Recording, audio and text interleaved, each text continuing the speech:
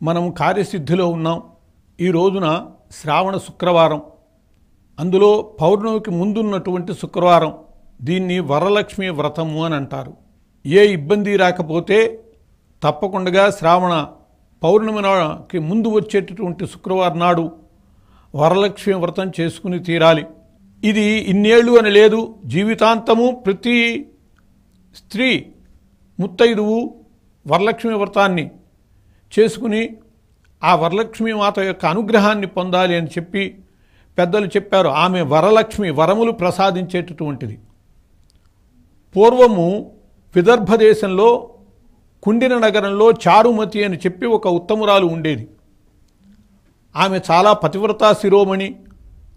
ఆమె యొక్క సద్గుణాలకి మెచ్చుకొని ఆదిలక్ష్మి ఒకరోజు ఆమెకి స్వప్నంలో కనపడ్డది.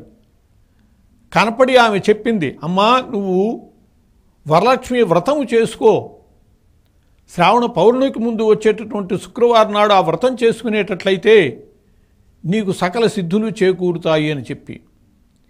అసలు ఈ వ్రతము పరమేశ్వరుడే చెప్పాడు పార్వతి అడగటం వల్ల. పార్వతీదేవి అడిగింది, నాథా స్త్రీలకి సర్వ సంపదలు ప్రసాదించేటటువంటి వ్రతం ఏదైనా చెప్పండి అని చెప్పి అడిగింది ఆవిడ. ఆమెకు తెలియక కాదు, ఆమెకి బిడ్డల యందున్నటువంటి మమకారం.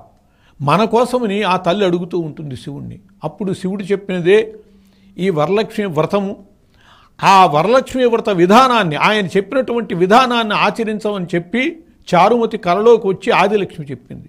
తెల్లవారింది, చారుమతి భర్తతో చెప్పింది జరిగినటువంటి సంఘటన. భర్త కూడా చాలా సంతోషించాడు, నువ్వు అదృష్టవంతురాలివి, తల్లి స్వప్నంలో కనపడ్డది అని చెప్పి.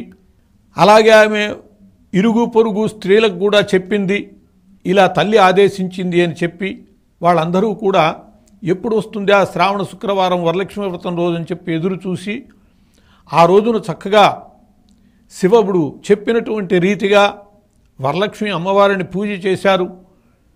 పూజ చేసి ప్రదక్షిణాలు చేస్తూ ఉంటే ఒక ప్రదక్షిణం చేసేటప్పటికల్లా గల్లు గల్లుమని శబ్దాలు వినపడ్డాయి కింద. ఏమిటా అని చూస్తే వాళ్ళ కాళ్ళ అందరికీ కూడా గజ్జెలు వాటంతట అవి వచ్చాయి. ఆ తల్లి యొక్క అనుగ్రహం వల్ల వాళ్ళకి గజ్జెలు ఏర్పడ్డాయి.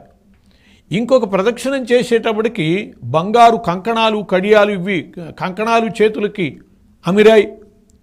అవి చూసి ఆమె యొక్క అనుగ్రహానికి మరీ ఆశ్చర్యపోయారు. మూడవ ప్రదక్షిణం చేసేటప్పటికల్లా వాళ్ళ అందరిళ్లలో సకల సంపదలు చేకూరాయి. కాబట్టి ఆ వరలక్ష్మి యొక్క అనుగ్రహం ఎంత గొప్పగా ఉంటుంది అనేటటువంటిది వాళ్ళు అనుభవపూర్వకంగా తెలుసుకుని ఆ రోజున చక్కగా అమ్మవారి పూజ చేసుకున్నాక ఆ పూజ చేయించినటువంటి బ్రాహ్మణోత్తమునికి దక్షిణ తాంబూలం ఇచ్చి ఆయన ఆశీస్సులు పొందారు. అలాగే అందరికీ కూడా ప్రసాదాలు వితరణ చేసి వాళ్ళందరికీ కూడా లక్ష్మీ కటాక్షాన్ని ప్రసాదించినటువంటి వాళ్ళయ్యారు.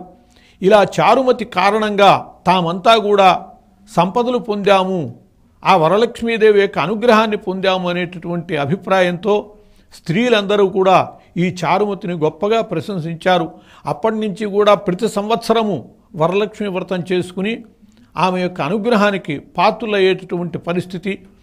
ఇంట్లో ఉండేటటువంటి ఆడవాళ్ళందరూ చేసుకుంటారు కాబట్టి అలా అందరూ సామూహికంగా ఆనందంగా చేసుకునేటటువంటి వ్రతం వరలక్ష్మి వ్రతం. ఈ వ్రతము ద్వారా ఆ అమ్మవారి యొక్క లక్ష్మీమాత యొక్క కటాక్షాన్ని పొందాలి అని చెప్పి పెద్దల యొక్క ఆశయం. స్వస్తి.